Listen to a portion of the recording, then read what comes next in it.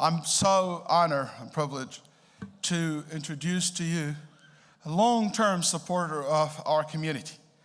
One of the best representatives I have seen personally of our community and our society here in Houston, Texas, Honorable Congresswoman Sheila Jackson Lee.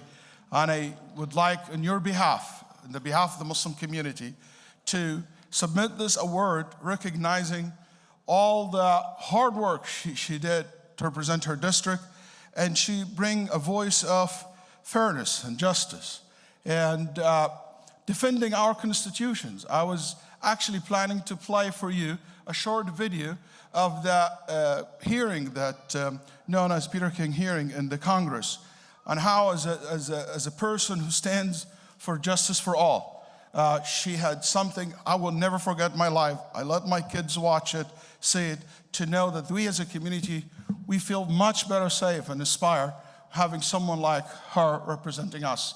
With all honor, I would like to introduce Honorable Congresswoman Sheila Jackson Lee. Please, if you accept our behalf. Come on. Okay.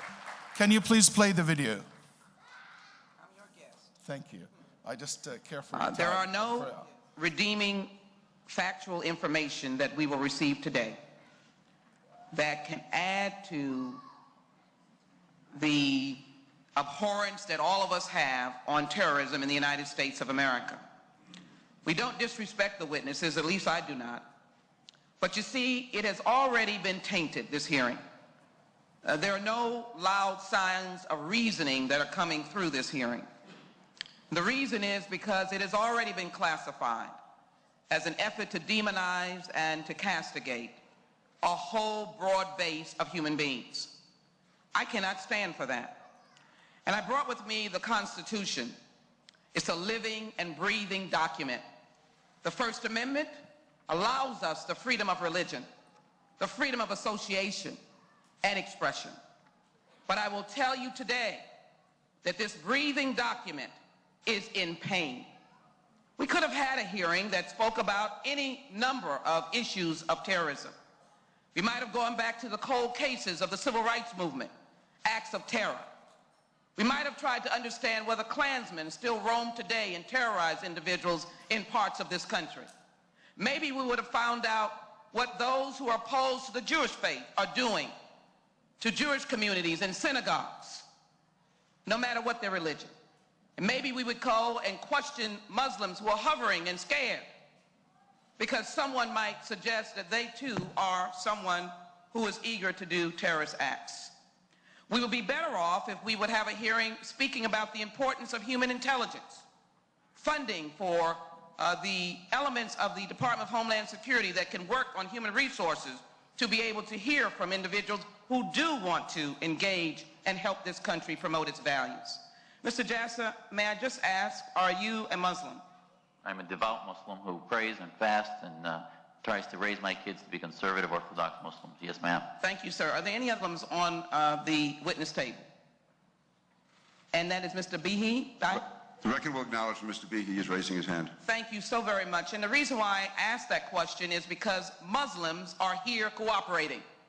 They are doing what this hearing has suggested that they do not do. It is an irony and an outrage that we are wasting time when Muslims are sitting before us.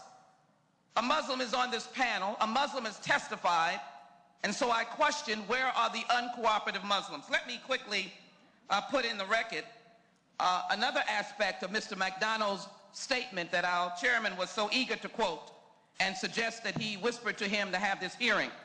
Like all of you and like me, millions of Americans find community, comfort, and support in their faith. That includes President Obama, who is a Christian, but spoke in Cairo.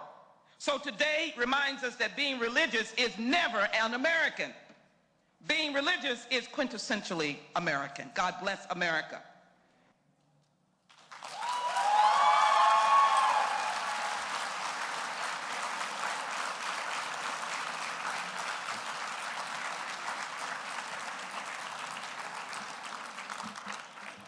So this is just an example, and on behalf of all of you, to the Honorable Congresswoman Sheila Jackson Lee, in grateful recognition of her outstanding service and commitment to our Houston community. Thank you very much.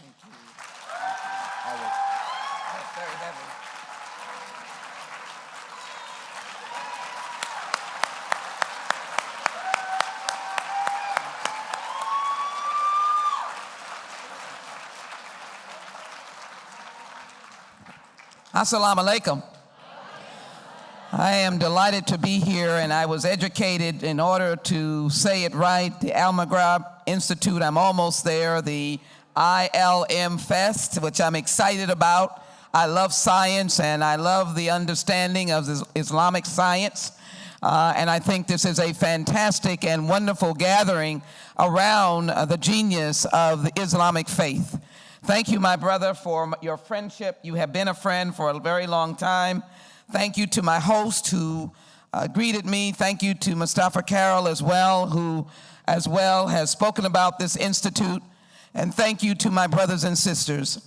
I'm motivated to be long, but I will not. I'm delighted to see my sheriff here who made a wonderful statement of what law enforcement is in America. It is an embracing and securing part of our life. We are a nation of laws, we're a nation of immigrants. We welcome people, and our law enforcement are better when they're able to work with anyone, no matter who they are and what their faith. Thank you to Adrian Garcia for your service.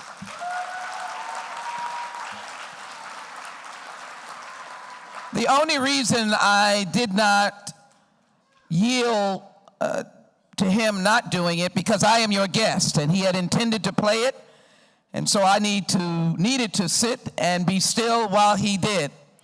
But it did help me share with you what we do in Washington when the lights are not on, or that we're not here in the district, and you're wondering, is anybody caring? Does anybody understand? And I think you need to understand that your government is not the flying words of presidential comments in a campaign. When I went overseas, I indicated to those who were enormously frightened. When I've spoken to Muslims around the country, I want to reinforce, we have the freedom of speech, but the flying words and misstatements and inappropriate language and lack of understanding is not and should never be the statement of the American people as it relates to their government. They have a right to have disagreement out of lack of information. But if we are to serve in government, we have an obligation to be truthful, to be as close to what are the facts, and to protect everyone's civil liberties. I'm reminded of, I believe, the oldest mosque in Iowa, Cedar Rapids, I believe, and I've had the privilege of going there. So that gives me some extra privilege, because of what it means when I start listening to folk talking about individuals who just got here. I can refer them historically to the historic mosques across this nation, and maybe to let them know that Muslims were here before they got here, and that they were here giving and serving.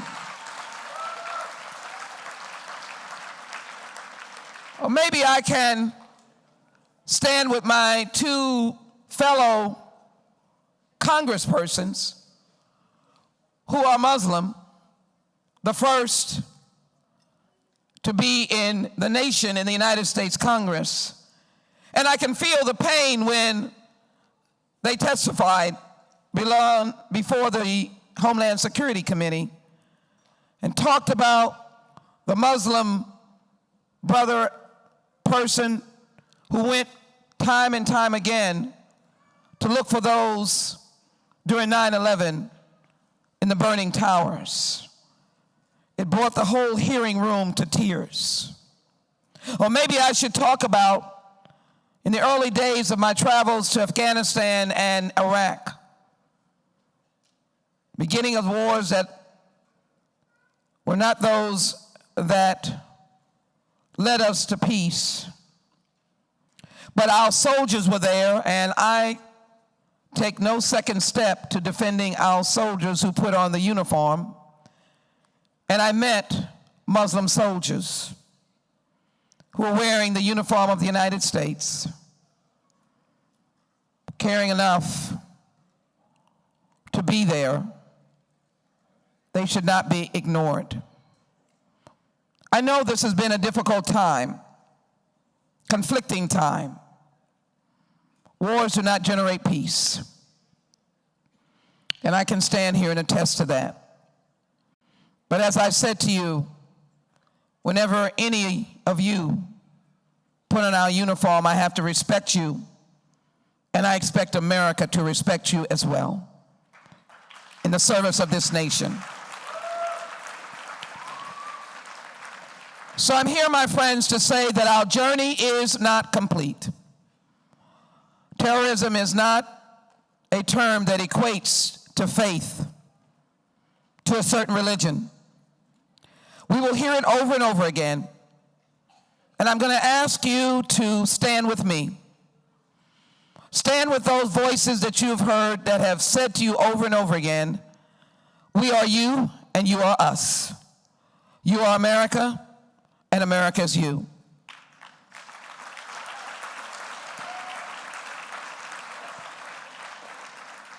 We will have those tough days ahead. There will be those who are throwing stones. But what we do that is powerful about this nation, whether I and my population and family of African Americans have a history of slavery in this country, there are mountains we had to climb.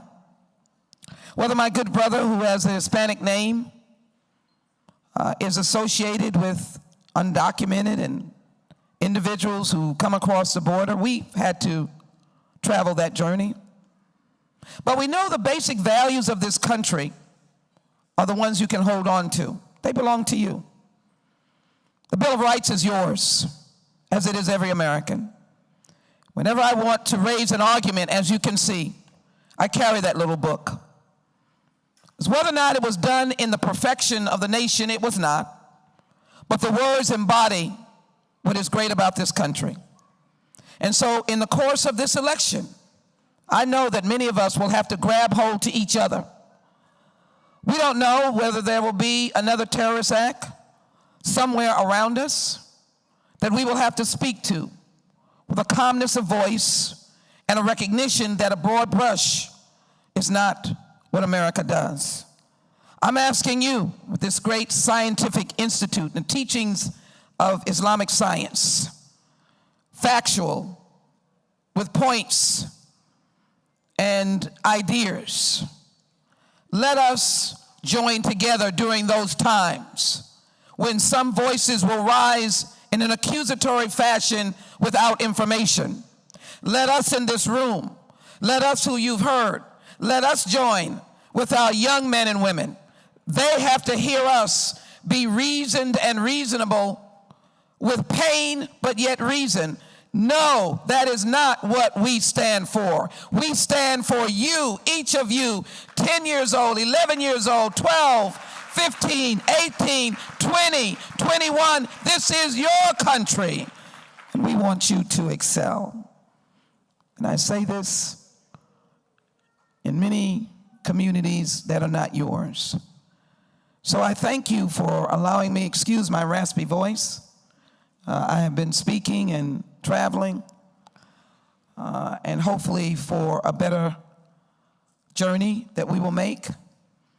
For taking America back is not where I want to go. I want to lock arms with you and take America into her beautiful future, soaring with the wonderment of diversity, of faiths and backgrounds and places from which we all have come. I can claim, as I close, immigrant status. I didn't realize it as a little girl growing up. My grandparents made their way from Jamaica, West Indies, and whenever you leave a country, no matter how close it may be or how far, it's a frightening experience. Oh yeah, they may have spoken English, but you haven't heard Jamaican English. And so they too had to be understood. They left Jamaica and went to Panama and worked on the Panama Canal, and so they took up a little Spanish, and so they were multilingual, Jamaican, English, and Spanish. What a wonderful upbringing I had, eating the foods of that region, not accepting discrimination, because then my grandma would have been. My granddad died in the Depression. So that kind of feeling leaves me understanding what this country should be and is. And so that is why I plead as I leave this mic that no matter what the couple of months that we will face in this presidential election will bring about, the contentiousness, let us look to each other. I call it the goodness of this country. Let us hold on to each other. Let us soar America into her future. Let us be the flying eagle that takes all of us into the brightness of a future. And let us stand against the darkness that others would raise. And I tell you, we will be the victor. We will be the success story. We will be the united one. God bless. May the blessings be upon you. Thank you all so very much for this honor, and thank you for your great community.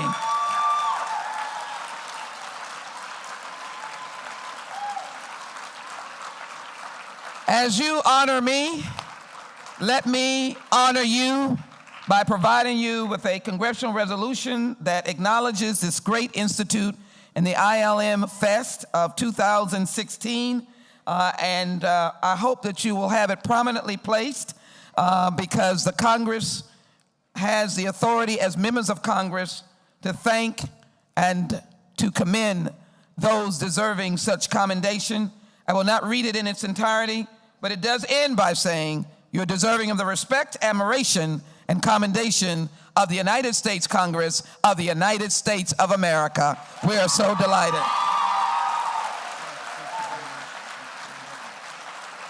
He wants to get a picture.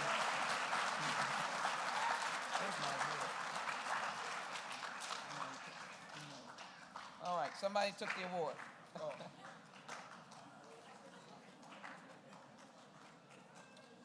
It's going with me to Washington.